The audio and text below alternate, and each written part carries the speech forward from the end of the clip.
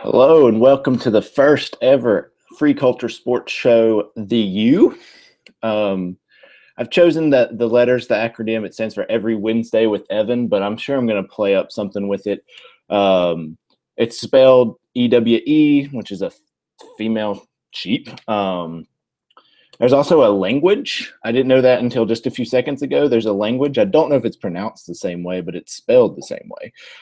It's got accents and everything. So I don't even know where it's from. Don't even know what it's about, but that could get involved. And what I'm trying to do here is just have a platform to talk about anything and everything that interests me in sports and hopefully would interest you. Um, it's not something that eventually I could see, hopefully, always dream big. It could be as big as ESPN. It could be as big as Bill Simmons. I'd love to do what Bill Simmons does. Except for I don't really know what he does now because he hasn't really posted anything in about a month. So maybe even longer. So that's what I'm hoping for. But really and honestly, I just want to share what I love with other people who hopefully love what I love. You see, I got my USA jersey on today. That's how big I am into some sports. Huge USA soccer fan, but we'll get into that. You might watch. You probably watch the Free Culture Sports Show with me and my brother, so you know a lot about what I know and what I love to talk about from there. But this is going to be a little bit different, because some of these things I know Doug would probably never talk about, and this is going to be a lot less structured. So it could have a show that's like 5 minutes. We could have a show that goes to an hour. I might bring in some guests if they're willing to join, just to talk about whatever interests us. Just goes wherever it goes. And we're just this is honestly a trial run for me to see how much I like it, see if it's worth doing, see if I want to continue it in the future. But honestly, it's during the summer. I'm a high school math teacher and soccer coach. There's not a whole lot for me to do during the summer, except for I guess I could plan. But really, the summer is a lot of time off, so I get to do things like this, and it's really fun and exciting. To be able to do this when during the school year, it seems like I'm always pressed for time. So we're going to give this a shot. Maybe we'll continue it. Maybe we won't. We'll see. Just let me know what you think. This week, we're just filling things out. I'm just going to talk about what can get you through the summer with sports. The biggest sport, the only one of the United States Big Four that goes on, is Major League Baseball. And I'm sorry for every baseball fan out there. I can't stand baseball. It's loaded down with statistics, which I love statistics, but some of them are just crazy. It is a slow sport. It takes a while. You're not even sure how long it's going to take. Not a whole lot of action. You get to sit around a long time, and then maybe something exciting happens. And that's just, you could feel the same way about other sports. That's how I feel about baseball. I'd just much rather spend my time doing something else. I know enough about it. It's just, I can't watch it on TV. If I'm going to watch it, it needs to be in person. Those can be exciting, to watch it in person, to sit there with friends and family and just chat and kind of casually watch the game, eat some nice food. It's fun in person, but if I'm sitting down watching TV, I'm not going to watch baseball. I'm not going to follow baseball. It's not the sport for me. So I've come up with a list of things in no particular order that can kind of get you through the summer if you're looking for other things to watch. And hopefully I'll pique your interest in it. The first one on my list, which is very controversial because some people love it, some people can't stand it, don't understand it, is NASCAR. I have grown to be a big NASCAR fan. Started when I was in college, but I like to watch the race every Sunday. Like to watch the Sprint series, not the Xfinity, but I will watch the Xfinity every now and then. NASCAR's got like 3 different series. It's got the Truck Series, it's got the Xfinity Series, which to me is like well, to like everybody, it's like a lower tier. But there's some differences between the Xfinity and the Sprint, and the Sprint is the big tier. Although I think it's changing its name up in the next couple of years. I don't know a huge deal on the workings, on the relationships, on the owners. I know the drivers, and I'm learning more about it. But what interests me in the sport is like the mechanical engineering side of it, and just seeing the differences in cars and seeing what people do to make the cars go faster, to make the cars handle better. It's just interesting to see all of those dynamics play out, to see, does the car start good on a restart? You know, can it accelerate good? Can it, you know, see who's got the best car? It's an interesting watch for me. I know it's hard to kind of, if you were in person, I've never been to a race in person, but if you were just to sit there and watch them go around in a circle, which is why I like watching NASCAR on TV more than baseball, is you get a lot of commentary, you get a lot of different angles. It cuts away in commercial, and you can, you know, there's some crashes involved, which I'm going to talk about one in a second. You know, part of me enjoys watching crashes just to see like the mayhem unfold, and the other part of me is like, you know, got to be concerned with everybody's safety. So it's hard to say that you enjoy crashes just because people got to be safe. You know, you don't cheer for injuries, you don't cheer for death. I mean, those are just things that you just stay away from. So I don't really cheer for crashes, but they usually are interesting, and they usually are captivating, at least. And there's a big one this last weekend. I don't know why NASCAR did this. It's probably because it was NBC's coverage, and it was like the first race NBC's done in like forever. But it was in Daytona, and it just rained and rained and rained. And they started the race, like no lie, started the race after midnight. And I'm thinking, okay, NBC, you really want this coverage. And I know some people who stayed up and watched the whole thing, but I mean, not a whole lot of people are staying up watching your race when you started after midnight. I mean, it had to finish like 2 or 3 in the morning. I mean, it was just ridiculous why they chose to do it. I mean, I understand, but I mean, gosh, if they could have just pushed it back a day and kept their coverage, but NBC's got shows on Monday, so they don't want to ruin that. And they don't want to have it necessarily during the day, because then they got to change their programming around. I mean, but if you did stay up and watch the end of the race, I did not. I saw it like the next day. The multi-car crash at the very end of the race, where Austin Dillon just flips and hits the fence, and fans had to go to his car like totaled, and fans had to be checked out. Some had to go to the hospital. I mean, those are things that you don't cheer for. You don't cheer for a huge crash causing the people to be injured. But the fact that his car, I mean, it was on the inside lane and flipped over like 2 cars and hit the fence upside down, and then bounced off the fence and was spinning. And then later, another car who had lost control hit it again while it was upside down. I mean, this car wasn't a car anymore. It still had 3 wheels, but it didn't have anything in front of the front wheels, and it didn't have anything behind the back wheel. It's like the middle third of the car. It was mayhem. And there was like 30 other cars in the wreck too, because they were just so close. They're going like 200 miles per hour, and when you have a bunch of cars that close and 200 miles per hour, and one of them starts to slide, of course everybody's going to wreck. Which some people love crashes, and they love seeing all of that because it is captivating. But I mean, you got to be concerned about driver safety. So what can you do there? All of the drivers say, let's slow us down, which seems kind of interesting because you're race car drivers and everybody wants to see you go fast. And they're thinking, let's slow down so that we can be safer. I understand that from the drivers, but as fans, you don't want to, I mean, they're going 200 miles per hour. You slow the cars down how much? When do you stop? Do you stop at like 160? Do you go even lower than that? Is that still as exciting if they're going around at 160 miles per hour instead of 200? And that makes the races longer.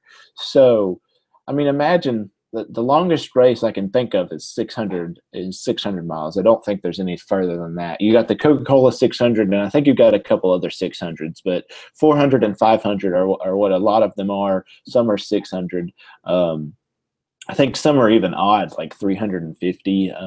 I don't really know. I just kind of take it by week basis. I'm like, where's the race this week? Oh, it's at Daytona, and I don't know that until I'm watching it. So I'm not a huge fan.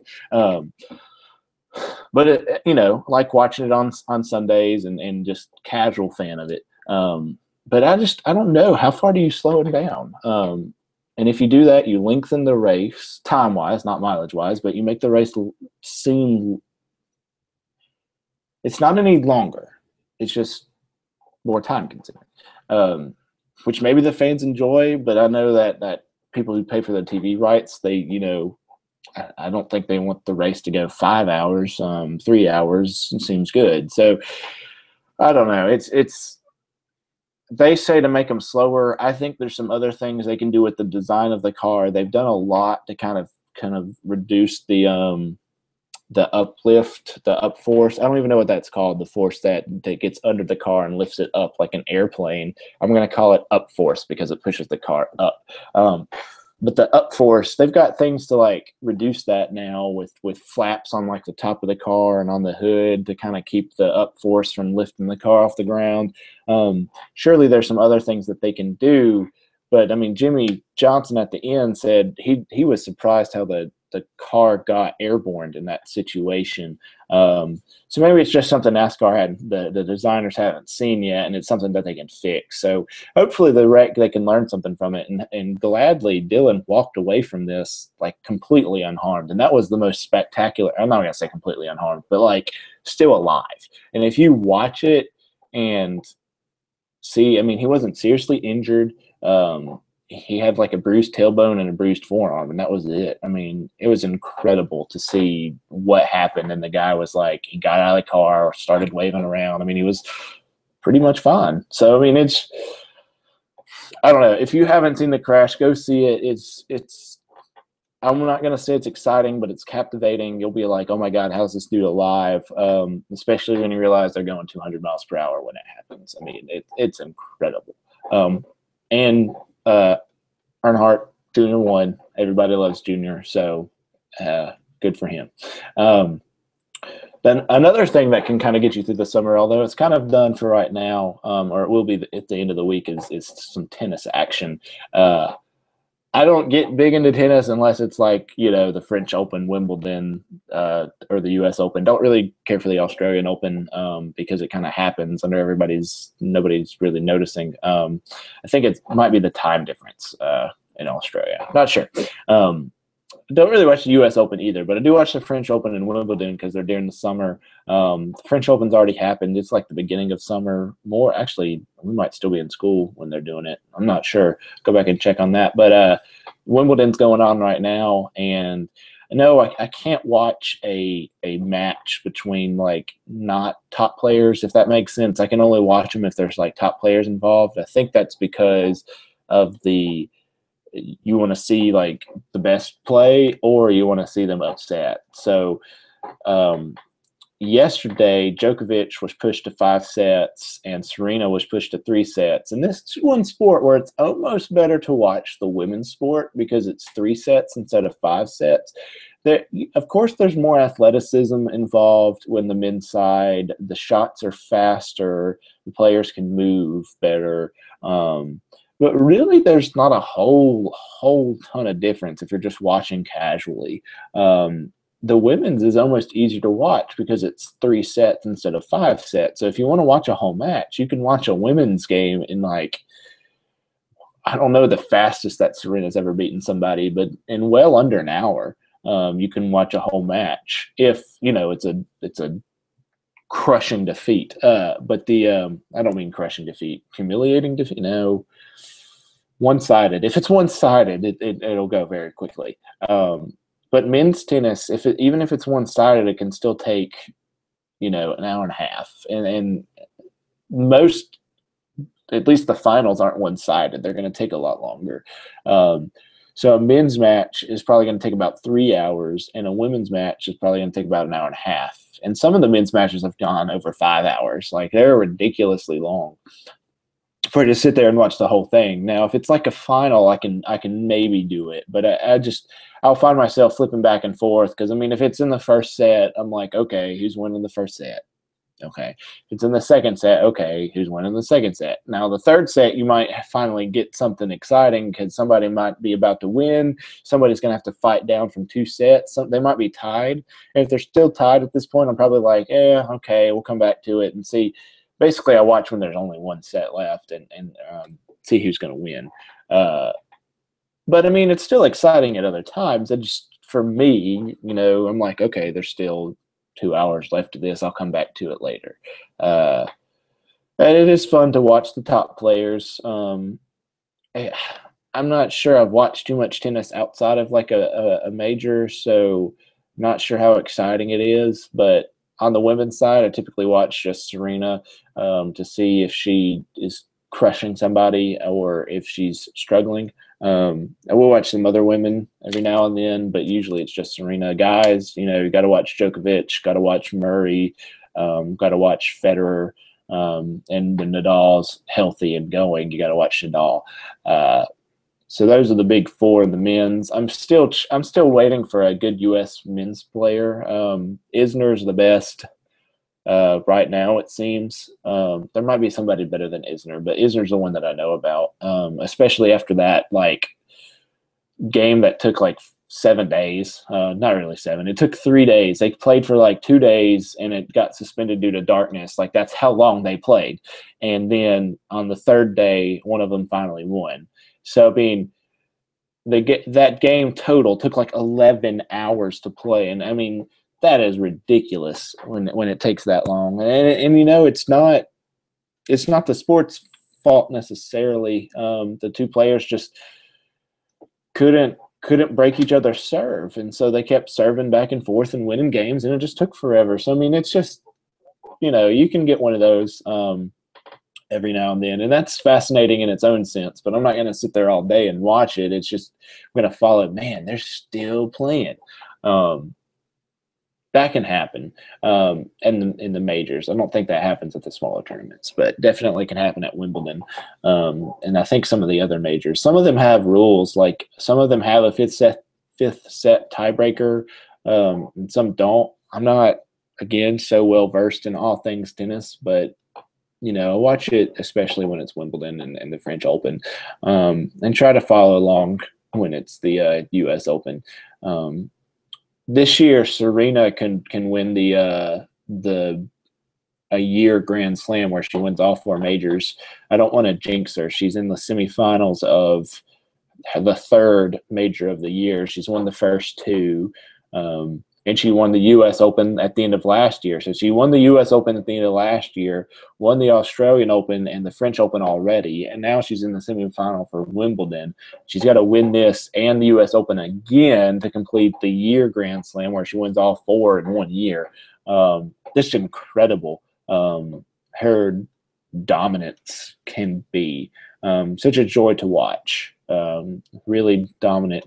If you enjoy really dominant sport teams or players, Serena is one to watch. Well, moving on, the next thing you can do during the summer on the weekends is you can watch some golf. We just talked about dominance. Now we can talk about dominance following in Tiger Woods. I used to watch golf all the time when Tiger was dominating. And then when he stopped, I kind of fell off the bandwagon, and I'm still off the bandwagon of golf. But I've realized 2 things. I hate that the media is all about Tiger and when Tiger's going to be back, because Tiger, let's face it, at this point doesn't look like he's ever going to come back to what he was. It's probably changed over the past week, but he was like the 220th ranked player in the world. 220th. I mean, that is awful. A lot better than what I could do. So I'm not saying he sucks, but because I suck, but it's beside the point. He's 220th professionally in the world. It's crazy how far he's fallen. And he won't be back anytime soon, unless something drastic happens. Hires his old hitting coach back, or I don't know. He's got to fix his driving. He's got to fix a lot of things. Don't expect him to win a major event anytime soon, and that's what everybody seems to care about, is if he's going to catch Jack. I think Jack. Oh gosh, sorry, golf people. Jack either has 17 or 18. I'm incredibly sorry. I know I'm offending somebody who's watching this. Jack, I think, has 18. I'm going to try to pull it up right now. But Tiger Woods, I remember him always going to need 18.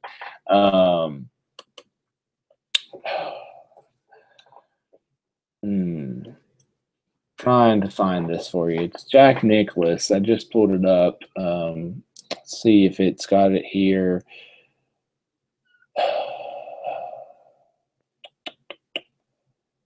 It looks like I'm going to have to count them. He won the Masters 1, 2, 3, 4, 5, 6 times, so there's 6. Won the U.S. Open 1, 2, 3, 4 times, so that's 10. He won the Open Championship 3, which Open Championship is like the British Open, but they call it the Open Championship. So that's 13, and then he won the PGA Championship 1, 2, 3, 4, 5 times. So yes, 8. He's got 18. So to tie him, Tiger needs 18. Which is 4 more than he has right now. And to pass him, he needs 5 more. And there are 4 a year. So, I mean, it's not like, I mean, he could catch him in a year if he won all 4 in 1 year. Don't know the last time that's happened. Maybe Tiger probably did it back in the, 2004, 2005, somewhere in there. But the other part that I've realized about the golf is that the media is crazy about Tiger, and I just went off on my rant on get over it. But it's also more fascinating to watch when Tiger is involved, because that's what the media does.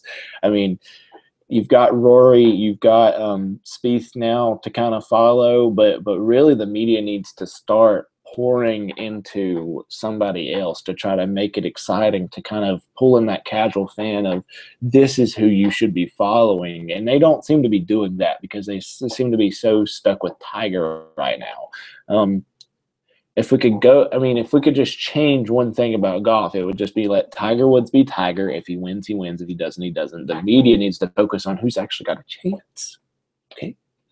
Like Rory, Jordan Spieth. There's a lot of other players. So, if it comes the third day and Tiger looks like he's in the top 3, let's follow Tiger now. On the first day, we don't need to follow Tiger because he's not good right now.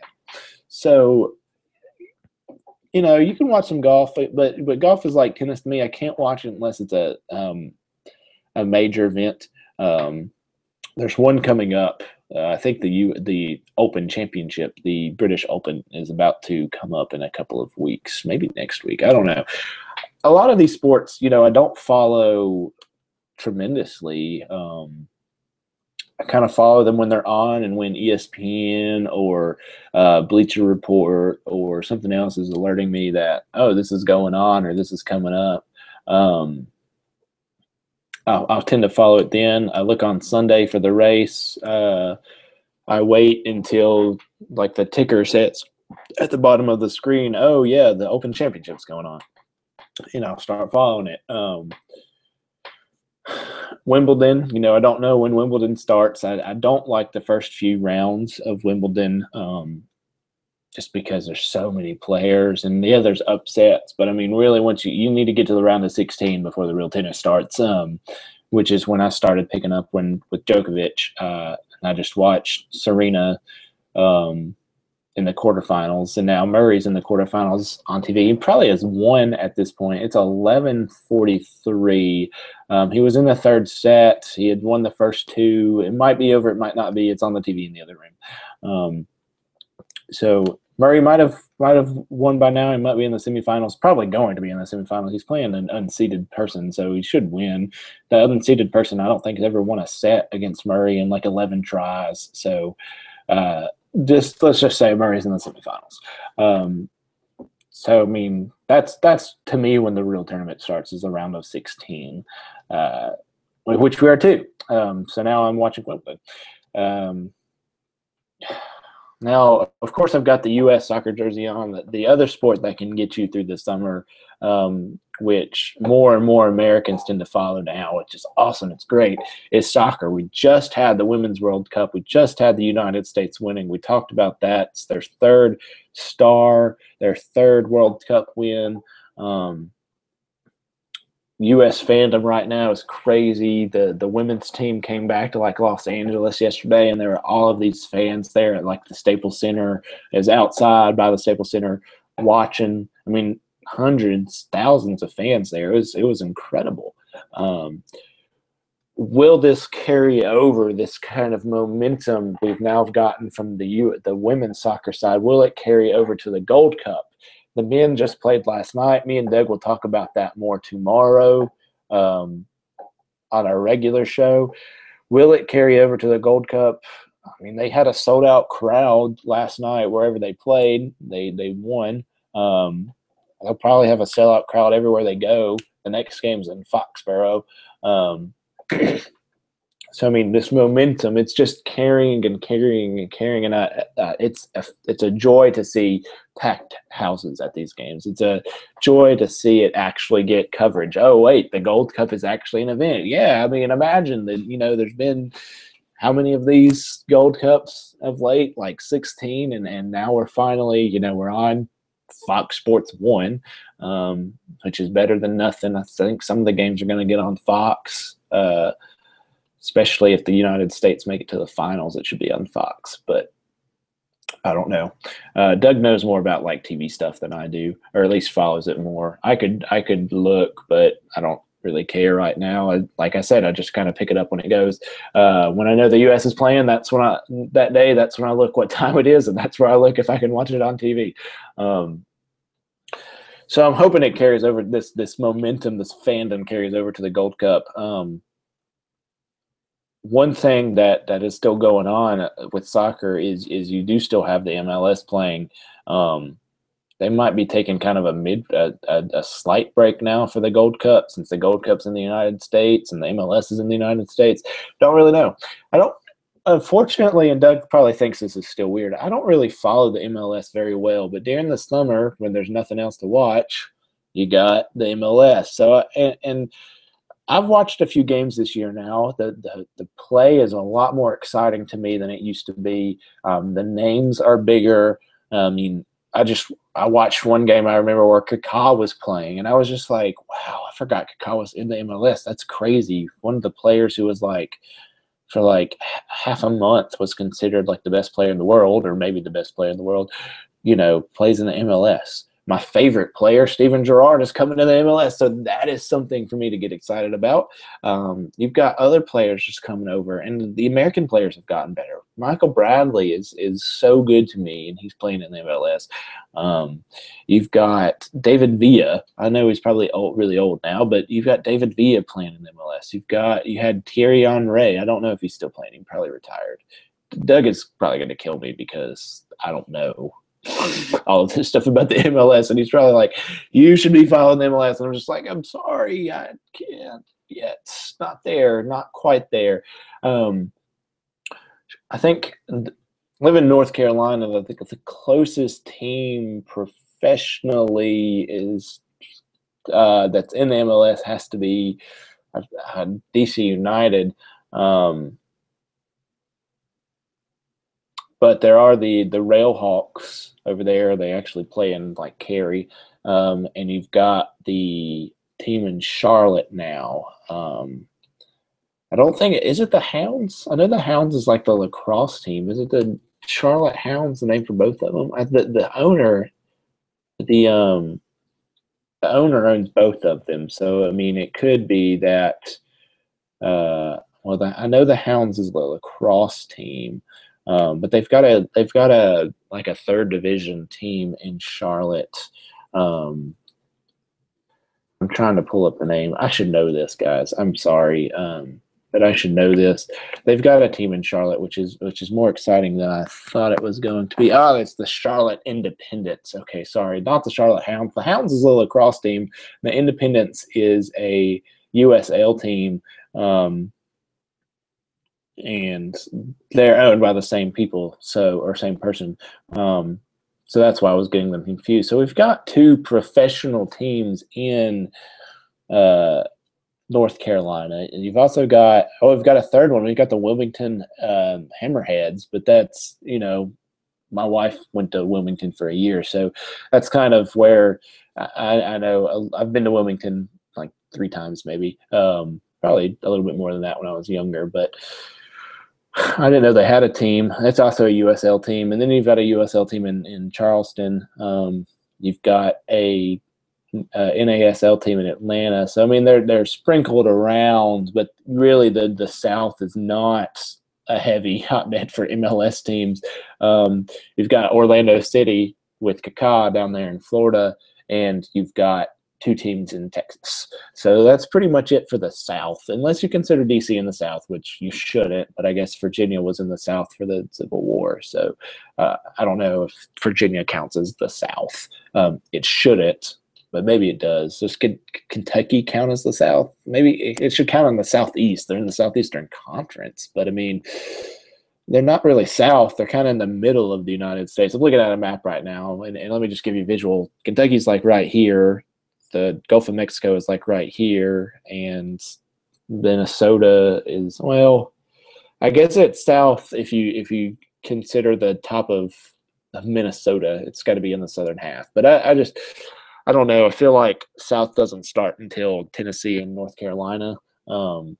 Kentucky almost seems more mid Middle East. I watched a video recently where somebody considered or called the like Illinois, Indiana, Ohio, and Kentucky the Middle East, and it was funny to watch. But yeah, the Mideastern states, we'll just call them that. So that's, I mean, there's just not an MLS team around, and so maybe that's why I'm not too much into MLS. I've watched a Railhawks game the other day. By the other day, I mean like the beginning of June. So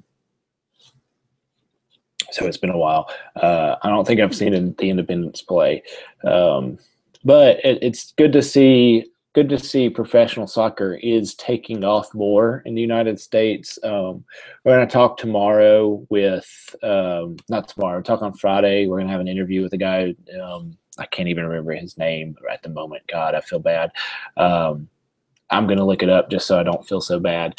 I think it's, oh gosh, Ted, I don't know. Let me look it up. I apologize. I'm so sorry, guys, especially to him because I should know his name, but it's slipping me at the moment.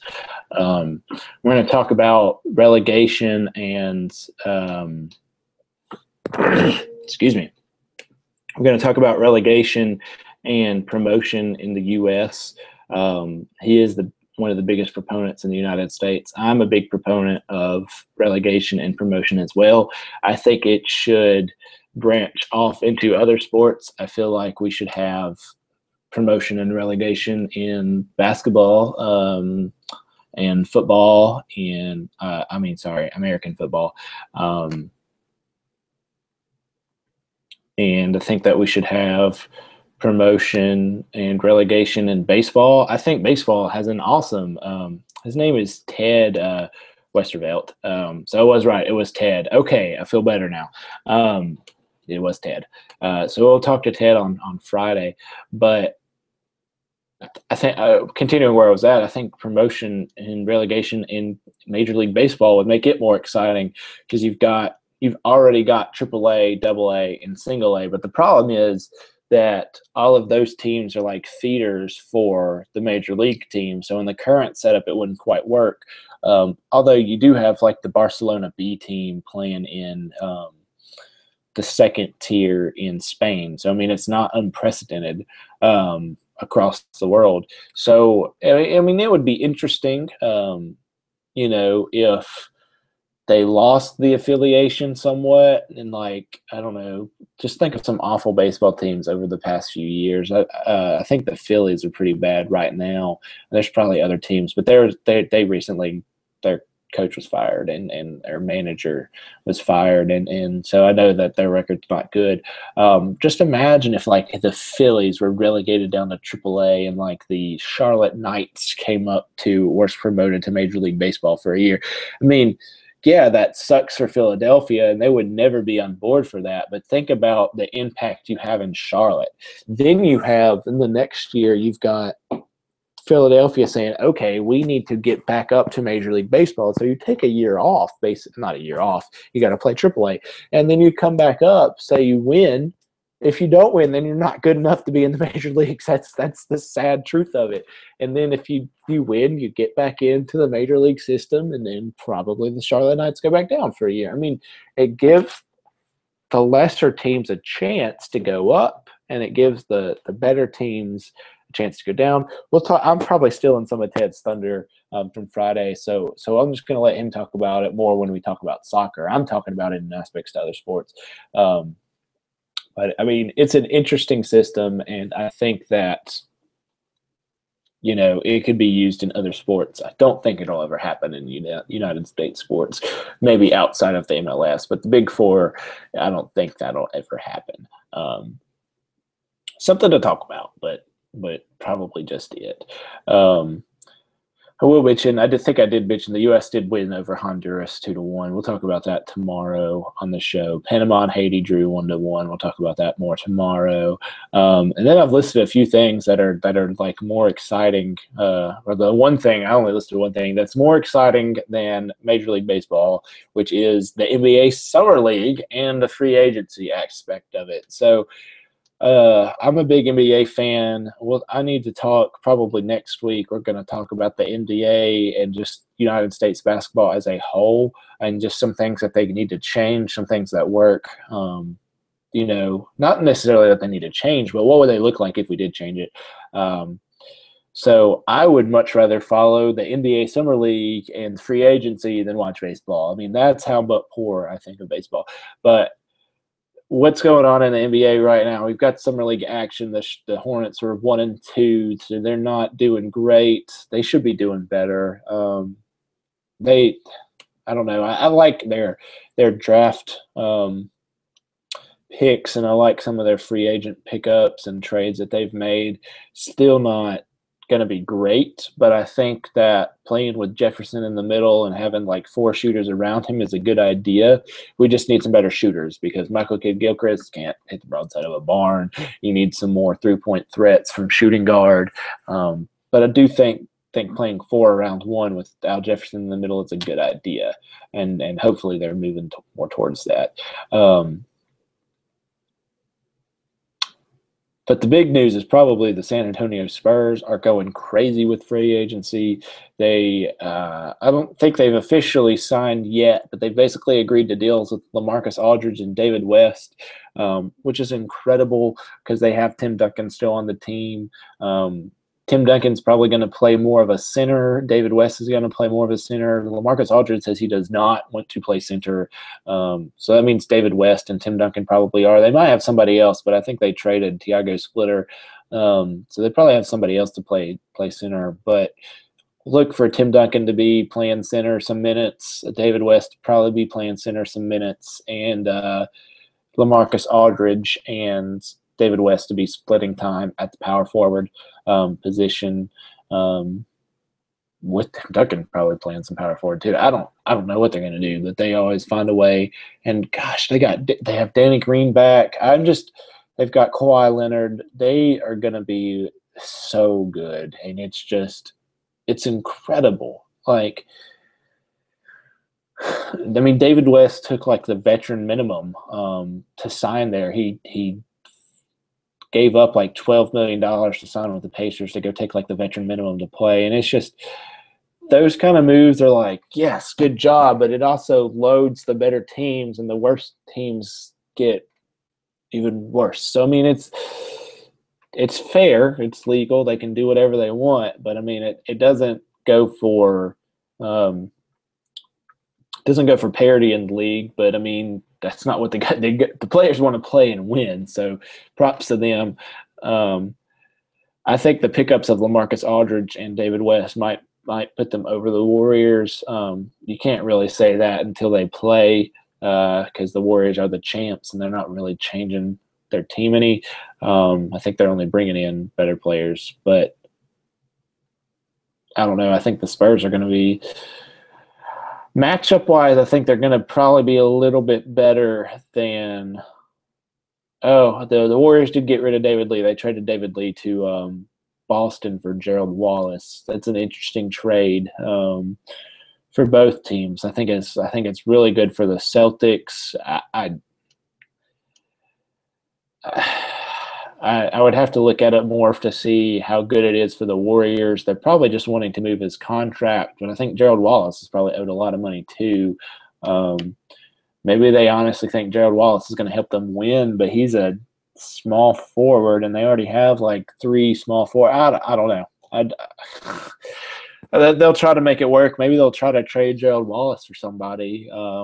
That's how these NBA trades work all the time. It seems like, we're trading for Luke Ridnour, and then we're trading Luke Ridnour away. He was traded like 3 times in one day. It was incredible. Maybe it's 2 days, but yeah, that's incredible. But I find that more fascinating than watching baseball. Maybe because it gets me excited for the next NBA season. I don't know. I want the Hornets to be good. If you didn't know that already, it is. I mean, I love Kobe, but to see the Lakers and the Knicks like this is kind of funny. I wish Kobe the best this next season if it's his last. He's probably either said or hasn't said if this is his last year, if next year's his last year. But I do wish Kobe the best. I like his attitude, even though some people don't. But I tend to like characters like that everybody's like, oh my gosh, this dude is crazy. But I like Kobe. Wish him the best. Wish the Lakers were better, and I wish they had started sucking after he retired. But he hasn't played a lot the last few years due to injuries. So, I mean, they've kind of been playing without Kobe, and they've been sucking. So maybe with Kobe they'll be good. Doubt it. Julius Randle was also injured, so he'll be back. They got the guy from Ohio State who I think is going to be extremely dynamic and crazy player for them, Russell. And, I mean, that's all they really got to look forward to. So, I mean, I don't know. It sucks that Kobe's end of career is like this, but we can point the finger at different people. Some people will point it at Kobe. Other people will point it at Jim Buss. So maybe even other people can point it at Phil Jackson. I doubt there's a whole lot of people pointing the finger at Phil Jackson because the Jim Buss, I don't think, wanted to pay him to come back to the Lakers. And I don't think he really wanted to coach, but I don't know, if you get paid $10 million, $10 million will make you do a lot of things. Like take over the Knicks and be the president for the Knicks when the Knicks are awful. So I would do a lot of crazy things for $10 million. Nothing life-threatening, but I'd do a lot of crazy things for $10 million, like take over the Knicks. I believe that's it. There's obviously other things that can get you through the summer of the sports world. You could watch. There's probably some X Games or something exciting with like skateboarding and motocross. There's other racing venues and types of racing that I didn't mention. Horse racing was going on. Horse racing is pretty much over. The Triple Crown. We had a Triple Crown winner, which was exciting, and for the first time in 37 years. I think it was 1978. So, I mean, but once the Triple Crown's over, horse racing kind of falls by the wayside. Some people are interested in it. I'm not. It's never on TV. Well, usually not on TV. You've got the Champions League I guess it's qualifications. The first rounds of the Champions League, but you can't find those on TV here. You've got other things. My goodness, you've got other international friendlies. We had the Copa America. I didn't even mention the Copa America. It's over now, so maybe that's why I didn't mention it. The Copa America, which would have been exciting had I, had the channel that actually covered it. I'm sure those games are exciting. I'm sure I could have found them if I'd really looked for a stream, but I wasn't that interested. If it's not on TV, I'm not too interested in watching it or trying to find a stream. You've got, oh gosh, you know what? Just tell me if I missed something. Tell me if I missed something. Oh yeah, the Tour de France. There we go. Yeah, the Tour de France going on. That's been on NBC Sports. I'm sure there's going to be some legs near the final that are on actual NBC. Don't even know where they're doing with that. Now that the Tour de France is, maybe I haven't checked in the last few years, but it seemed like every winner was being stripped due to blood doping or drug use. So that kind of takes you away from the sport a little bit when that's going on. So I don't know where they're at in the Tour de France. I might go look here in a minute, but that's something else you can watch if you're interested in racing. MMA, boxing, those things are still going on. I don't know. I'd much rather watch a 11-second MMA fight than a 3-hour baseball game. I mean, I know you get hyped for a fight and then it only lasts like 11 seconds, but that's still more exciting to me than watching a baseball game. So hopefully those things, if you haven't checked them out, you should check them out. Give them a shot, see if they're exciting. I know a lot of people are turned off by golf or NASCAR saying it's boring, but you gotta sometimes give a different mindset to it. Golf, I try to watch to see, like, I haven't golfed in a long time, but I hope to start golfing eventually. So learning everything by watching and listening to the commentary is good. NASCAR, I'm fascinated by the like engineering side, the mechanics side of it. Just watching the small things that add up to like a 500-mile race. I mean, it's not just driving around in a circle. So, I mean, that's exciting to kind of pay attention to that when you watch it on TV. Tennis is exciting. It's a lot more exciting if you actually start to get into it. You need to try to watch some tennis. It is good stuff. It is exciting. I know it takes a while. I know you can flip back and forth, but once you get down to the final sets or the final of a tournament, it gets exciting. The best players going back and forth, you're like, how on earth do they hit the ball like that? I mean, go out and try it. You can't do it. They're really good. And it's a joy to watch. Gonna try to watch some more MLS. Watched a game the other day. I think Seattle was playing somebody. Oh man, who were they playing? It wasn't DC United. Kansas City? I don't know. I watched a game of that the other day. So, if you think I really missed something or something that you're really interested into, just let me know. Put it down in the comments or on the Sportazine website or on YouTube, and just give me ideas of stuff that I should watch. If you want to give me ideas of TV shows or something else to get into, give me those too. I'll check them out. Me and my wife watch Big Brother all the time. That's and America's Got Talent. I try to watch American Ninja Warrior. You could consider that a sport. I mean, it's crazy. It's fun. You've got to be athletic. I don't know how the people do half the things on there. It is incredible. If you haven't watched Ninja Warrior, go watch the Ninja Warrior. But yeah, anything I need to check out, just let me know. This video in a long time, so I doubt the next few will be this long. Probably more like 10 to 15 minutes. I don't even know how long this one's gone, but I've been doing this for a while, so it might be close to an hour.